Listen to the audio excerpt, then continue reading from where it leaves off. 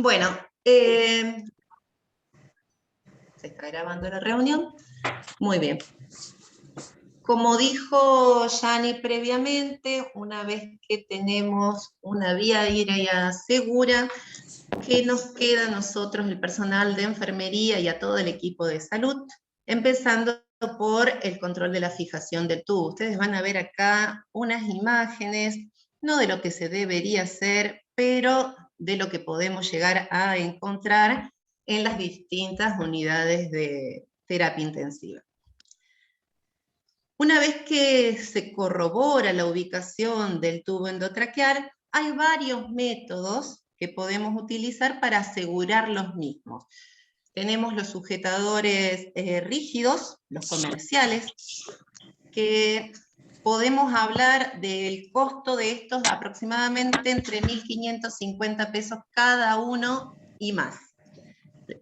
Tenemos la cinta hilera, que les paso el costo, viene por 200 metros y sale 1.240 pesos, o la famosa tela adhesiva, la tela adhesiva de 5 centímetros, que vienen en cajas de 6 unidades por 9 metros y encontramos un costo desde 1.000 pesos a 1.300 pesos. Esto no es publicidad, es simplemente para que tengamos la fundamentación a la hora de solicitar los elementos que necesitamos al personal que nos provee insumos. Fíjense la diferencia en cuanto a los costos. Hay alguien que tiene prendido el micrófono. En cuanto a los costos, para poder darle confort a nuestro paciente, que en realidad es lo que nos interesa, que el paciente esté confortable. La función de la sujeción es prevenir el desplazamiento del tubo. Simplemente eso, o sea, que no migre hacia un bronquio principal o que se llegue a extubar el paciente. ¿Para qué voy a tener esta función? Y porque tengo que darle una estabilidad al tubo endotraqueal. Tengo que tener la posibilidad de aspirar la laringe y tengo que tener la posibilidad de una higiene bucal. Y por supuesto, producir las menores lesiones dérmicas. Después, ¿sabes? Le vamos a poner... Chicos, hay alguien con micrófono prendido. Adrián, ¿tenés el micrófono prendido?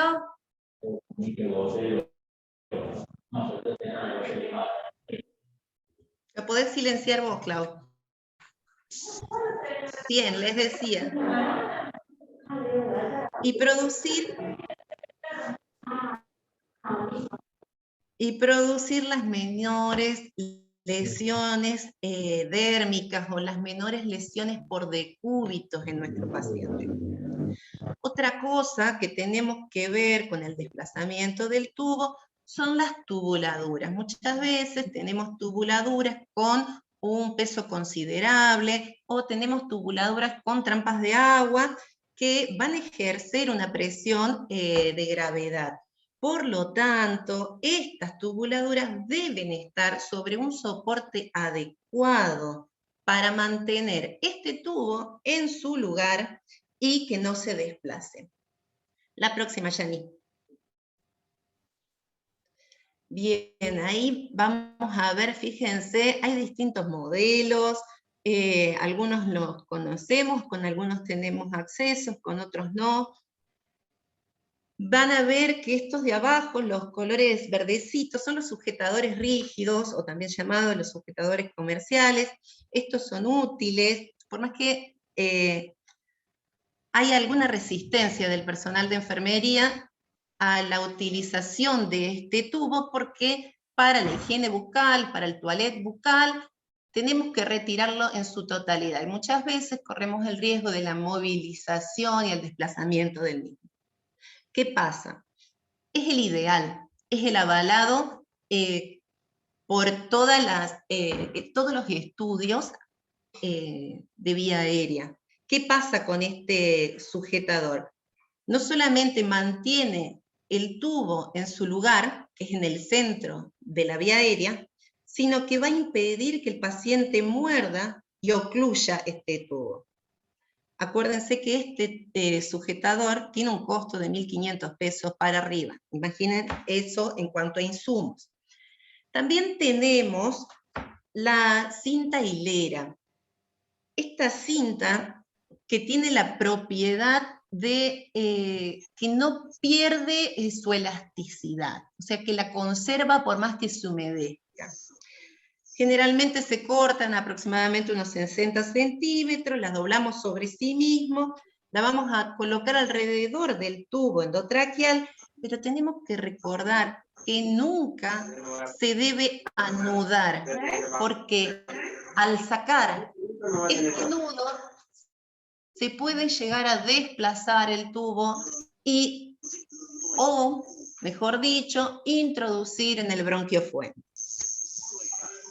¿Qué pasa con las telas adhesivas? Bueno, las telas adhesivas es lo que vendríamos a tener en cuenta como en la sujeción precaria. Es una sujeción precaria, pero es una sujeción ideal. Ya vamos a ver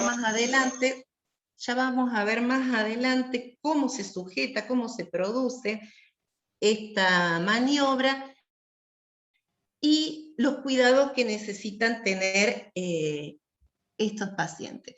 Muchas veces se utiliza la cánula orofaringe, o también llamada la cánula de Mayo, como mordillo. Bueno, tenemos que saber que la cánula orofaringea no es para el mordillo, no es con el fin último de ser un mordillo, es para evaluar y valorar la vía aérea, para permeabilizar esta vía aérea en pacientes que tengan una escala de RAS de -3, de -2, -1, va a estimular los reflejos tusígenos, los reflejos del vómito. Por eso, si lo tenemos para utilizar, tiene que tener una sedación acorde al paciente. Y otra cosa, la cánula orofaringea no es una cánula que deba sujetarse con el tubo endotraqueal. Esto debe estar sin sujeción para que cuando el paciente lo expulse, es un paciente que, si necesita seguir ventilado, tenga que rever la sedación, o si no necesita seguir ventilado, para reconocer que es el momento de la modificación de la sedación y el cambio de modo ventilatorio. Bien, la próxima, Janine. Esto es lo que yo les hablaba, que es la sujeción de la tela adhesiva, que es lo recomendable en el caso de no tener sujetadores comerciales. Existen varios métodos para realizarlo. En esta vamos a ver que se corta una cinta de 2,5 centímetros de ancho aproximadamente, y un largo lo suficiente como para rodear la cabeza del paciente. ¿Qué vamos a hacer? Vamos a corroborar nuevamente la posición del tubo a nivel de los dientes y luego comenzar a sujetar el tubo endotraqueal con las tiras de cada lado. Lo importante en este caso es limpiar la piel del paciente previamente. Tenemos que eliminar la grasitud de la piel.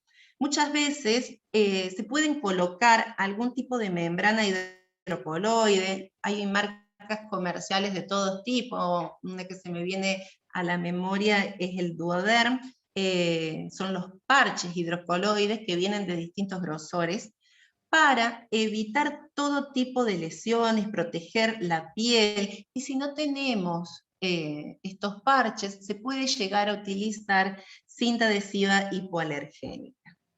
Fíjense, la parte de atrás se dobla sobre sí misma la tela adhesiva para evitar que se adhiera a la piel y al cabello del paciente, y en la parte de adelante simplemente dejamos aproximadamente 2 centímetros de cada lado antes de la bifurcación y se entrecruzan sujetando y permaneciendo el tubo siempre en el centro de la boca del paciente.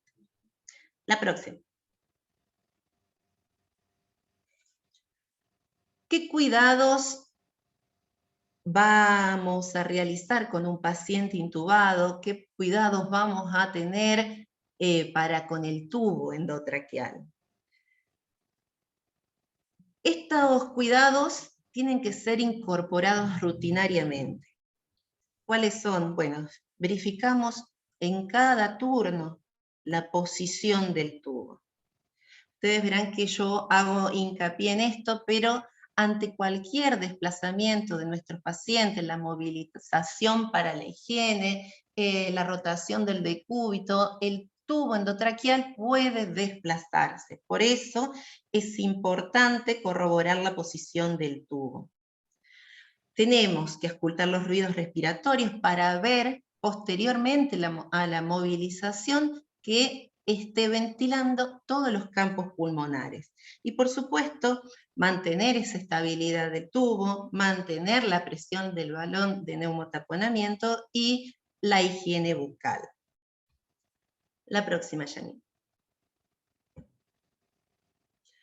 Acá hablamos del CUF. El CUF, o manguito, o balón traqueal, es un balón inflable que va a rodear el eje del tubo endotraqueal, que se encuentra en el extremo distal, que cuando está insuflado va a presionar sobre la pared de la tráquea. ¿Para qué? Para impedir la fuga de aire. O sea, esto no es un método de sujeción. El balón de neumotaponamiento no es un método de sujeción. Acá lo que va a hacer es impedir la fuga de aire. Por lo tanto, la presión del pulmón ventilado a presión positiva va a estar conservada. Y la otra función que va a cumplir el balón de neumotaponamiento es evitar la aspiración de las secreciones faríngeas. Suele, y puede, no que suele, pueden sucederse que existan microfiltraciones. Por lo tanto, hay una variedad de tubos endotraqueales y hay una variedad de cánulas de traqueostomía que tienen un dispositivo, un catéter, para aspirar estas secreciones subglóticas, el lago subglótica, que se forma sobre el balón de taponamiento. La próxima, Janine. Bien. La forma que va a estar realizado este balón traqueal es, para que cubra más superficie, fíjense que es más largo que ancho, ¿no? Pero con menor presión. ¿Por qué menor presión? Porque las lesiones a nivel de la mucosa traqueal se van a dar por las altas presiones que nosotros ejerzamos. Que Yani recién dijo que una vez intubado el paciente se insufla con 5 centímetros de aire el balón para después ser corroborado. Bien, esto es lo que pasa. Si tenemos una alta presión sobre las paredes laterales, puede llegar a generarse lesiones.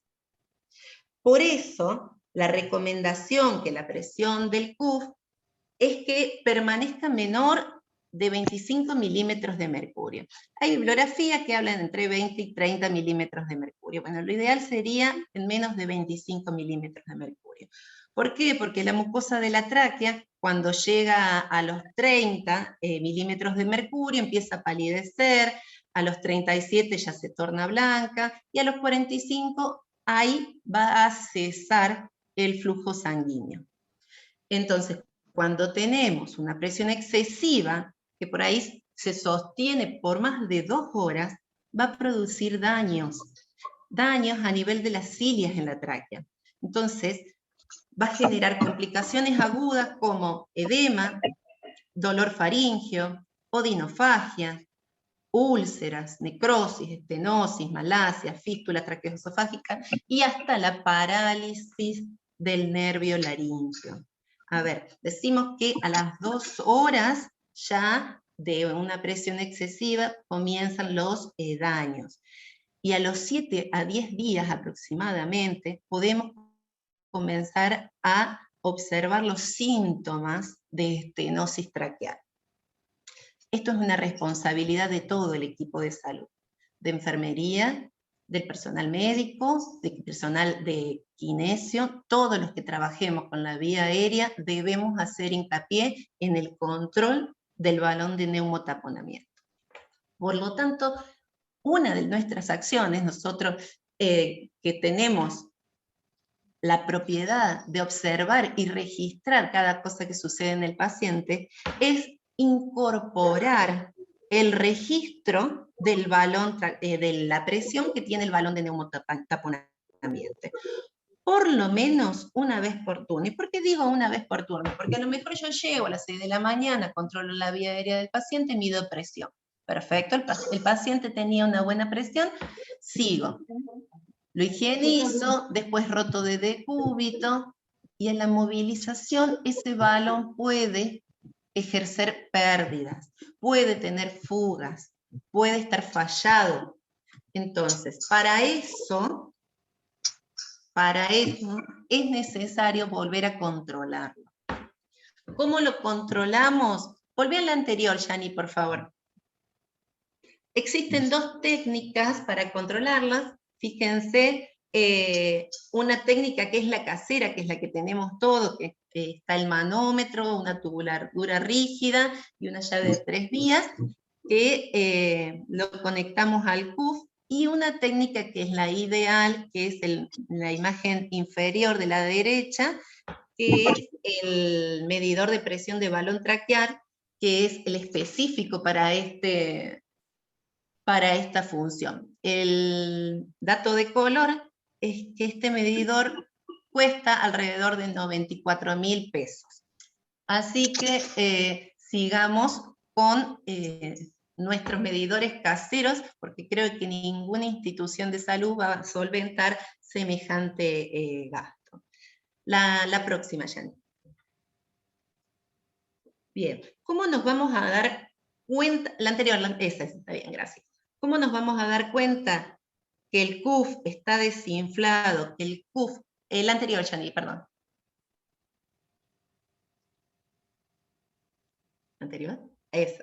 Que el CUF está desinflado o tiene fugas.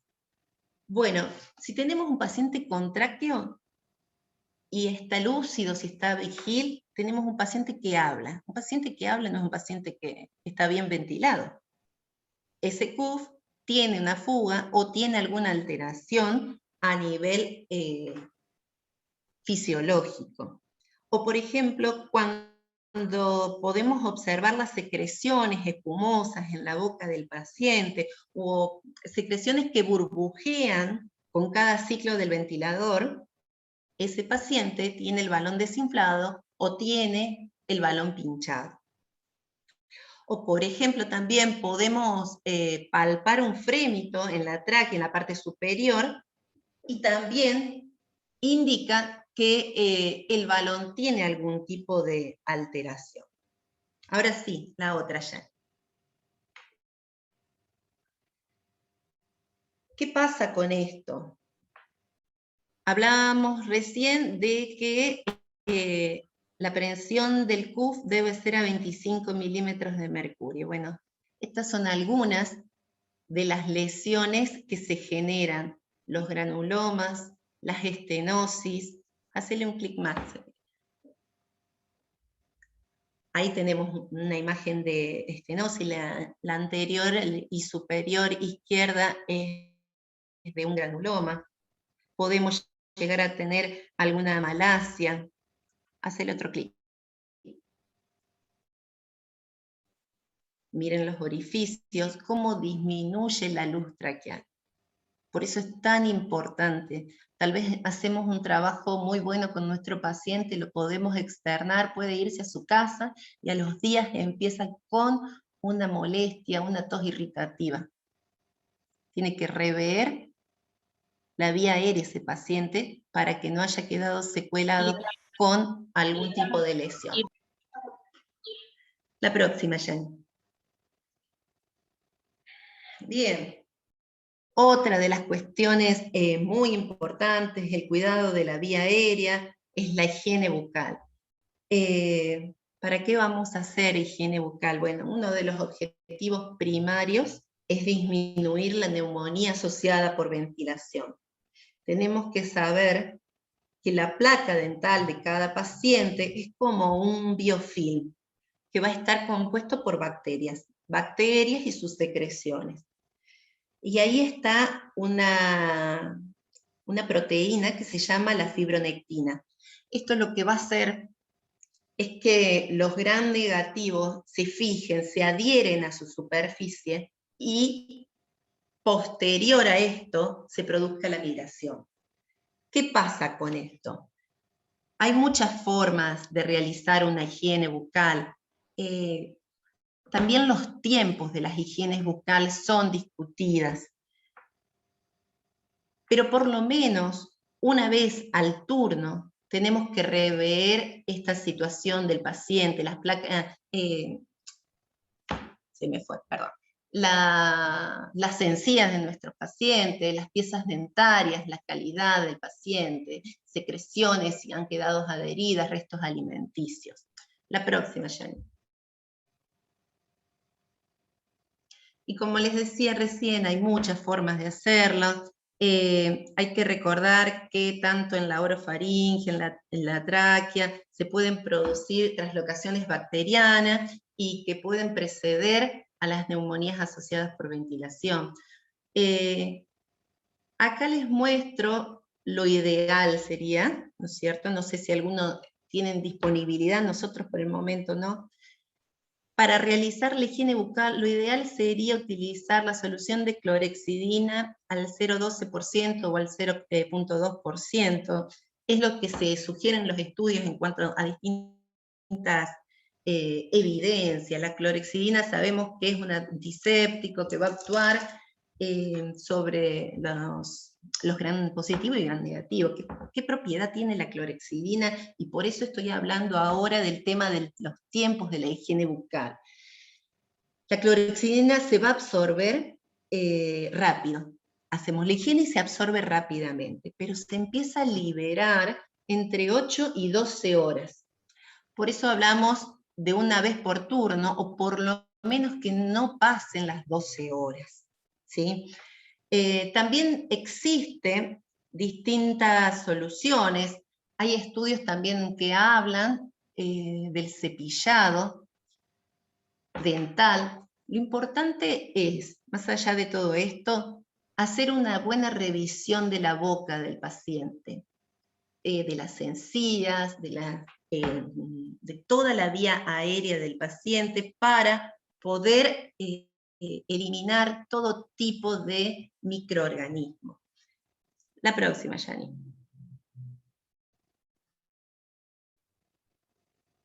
Bien. Estos son distintos estudios que hablan y reafirman la eficacia de la clorexidina al 0,12% o la clorexidina al 0,2%.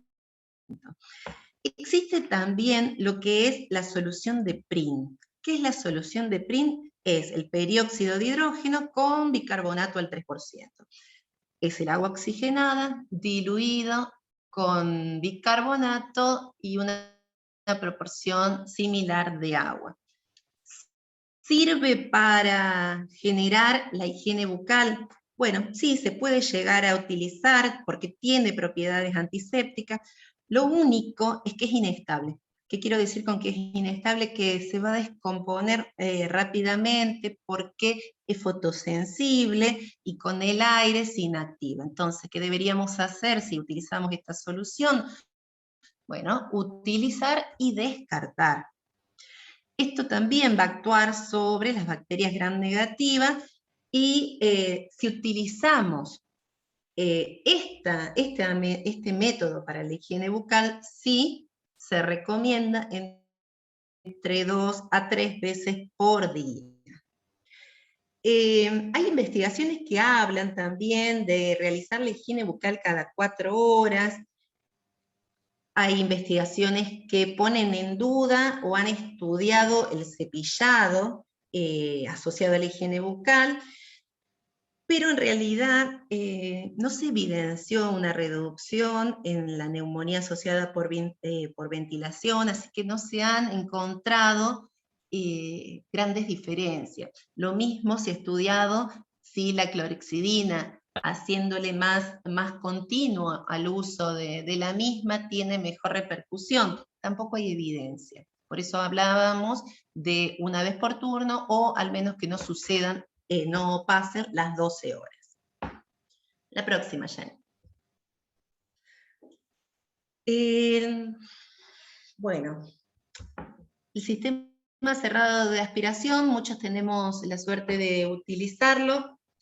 Nosotros empezamos hace muchos años con esto, en la pandemia de la gripe A, empezamos a utilizar el sistema de aspiración cerrado.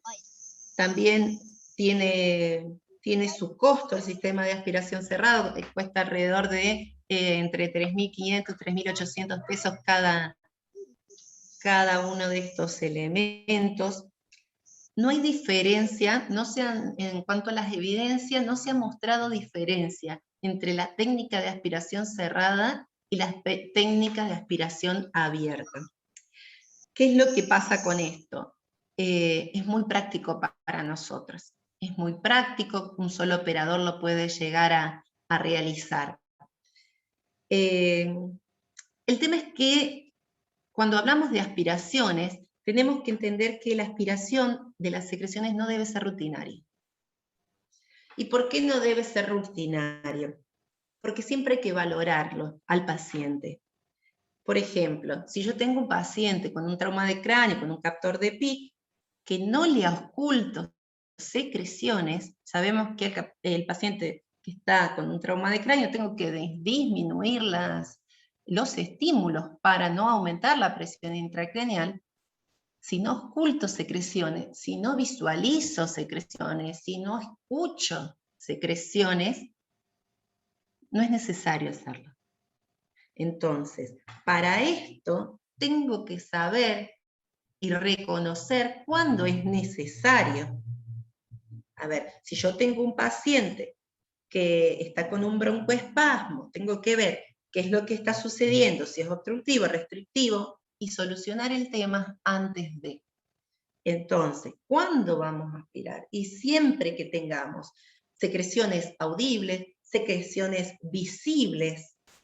Cuando veamos en el ventilador que hay un aumento en la presión de la vía aérea, cuando hay un aumento en la presión pico. Mi paciente desatura, y muchas veces escucho, ya lo aspiré un montón de veces y no saqué nada. Es que claramente no eran las secreciones. Hay que indagar qué es lo que está pasando con ese paciente y el porqué de la ventilación. En cuanto a la técnica de aspiración, siempre que sea la técnica que utilicemos, siempre que hay que acordarse de hiperoxigenar al paciente, un 100% aproximadamente, son 5 respiraciones antes y después de la aspiración. Y hay bibliografía que dice que no es necesario el 100% en la hiperoxigenación, sino que con un 20% sería suficiente. Quiero decir, si mi paciente tiene una FiO2 de 40, subir a 60, hacer la preoxigenación, aspirarlo. La aspiración no debe durar más de 10 segundos. Hay ventiladores que ya vienen programados con los 20 segundos de duración, bueno, pero lo ideal es que no dure más de 10 segundos. Otra situación que se suele dar es la instilación de solución fisiológica.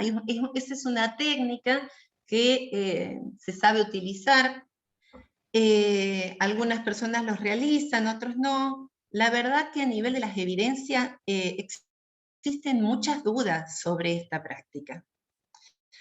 La irrigación de solución fisiológica no siempre va a remover los tapones mucosos, pero sí va a aumentar la colonización bacteriana de la tráquea. Entonces, valoremos esa vía aérea, valoremos esas secreciones, porque esta instilación puede generar en mi paciente efectos adversos en la oxigenación, puede generar hipotensión o bradicardia. Pero si tenemos un tapón mucoso, si tenemos secreciones, ¿cómo voy a tratar? ¿Cómo voy a hacer que no se adhieran estas secreciones al tubo? Si realmente se han adherido las secreciones, si se genera un tapón, una obstrucción, claramente en algo estamos fallando. Tenemos que tener un paciente hidratado, no sobrehidratado. Y recordar siempre la utilización de la humidificación activa, o la más común utilizada, la humidificación pasiva, algún filtro HME o HHMF, que son los intercambiadores de calor-humedad. Estos intercambiadores, las famosas nariceras que se colocan posterior al corrugado en el tubo endotraqueal, suelen aportar entre 10, 14 miligramos por litro de humedad, o si tiene algún filtro de calor y humedad higroscópico, aporta un poquito más, entre un 22 y un 34 miligramos por litro de humedad. Entonces, más allá de que tenemos que valorar si tiene o no tiene las secreciones, tengo que valorar qué tipo de humidificador necesita mi paciente. Porque ustedes recuerden que a los 30 minutos que se produce la intubación del paciente, si yo no le coloqué algún filtro de humidificación, empiezan a resecarse las secreciones. ¿Se cambia este filtro humidificador? Bueno, la bibliografía sugiere que entre las 48 y 72 horas estos filtros se estén cambiando. ¿Qué pasa cuando tenemos un paciente con broncorrea, con abundante cantidad de secreciones? Bueno, obviamente si está sucio, si está contaminado, va a tener que cambiarse con anterioridad, por supuesto.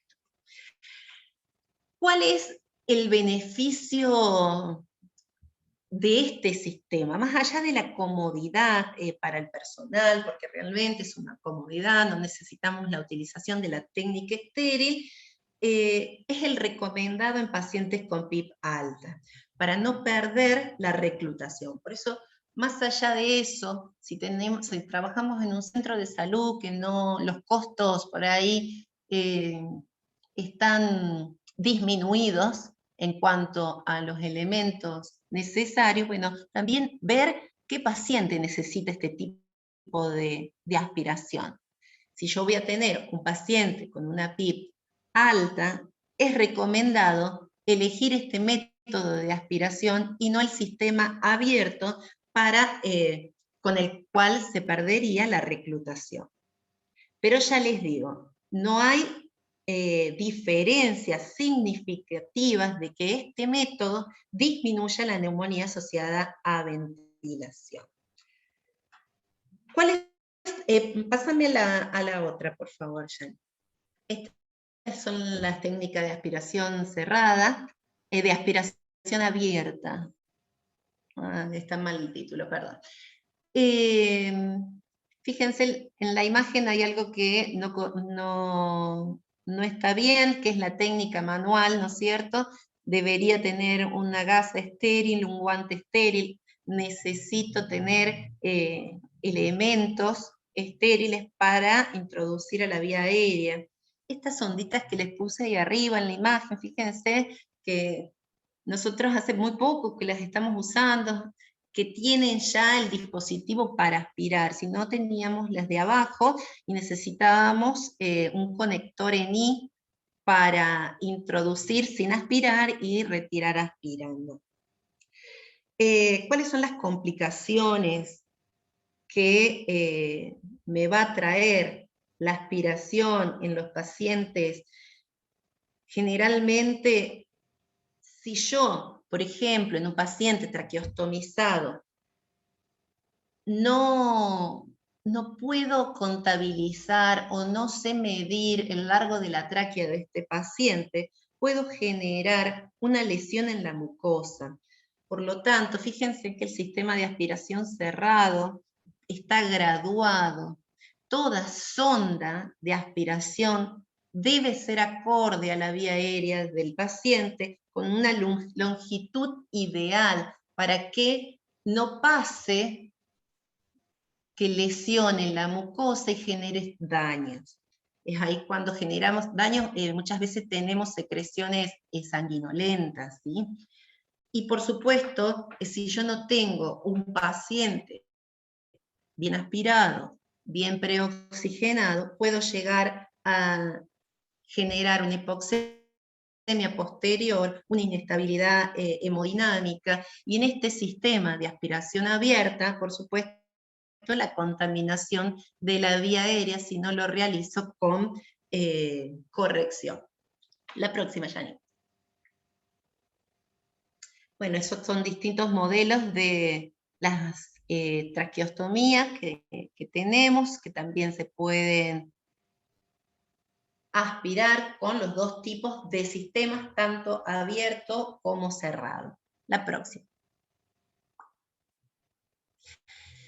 Y esto es una imagen de los tubos endotraqueales con aspiración subglótica. También vienen las tráqueos con aspiración subglótica. Nosotros tenemos en disponibilidad la aspiración subglótica solamente en traqueostomía, no los tubos endotraqueales. Las tráqueos tienen un costo por encima de 4.500 pesos cada una, y los tubos deben estar un poquito más arriba. Bueno, ¿qué hacemos con esto? Lo lindo de todo esto es que podemos aspirar el espacio subglótico, el lago subglótico, y evitar la filtración de estas secreciones que desciendan a la vía aérea. Entonces, ¿hay diferencia en cuanto a la aspiración, las aspiraciones comunes? Si bien son funciones diferentes, que son dos funciones totalmente diferentes, en cuanto a lo que se genera para la prevención de la neumonía asociada a ventilación, no han arrojado diferencias. Entonces, la próxima. ¿Por qué decimos que el mejor amigo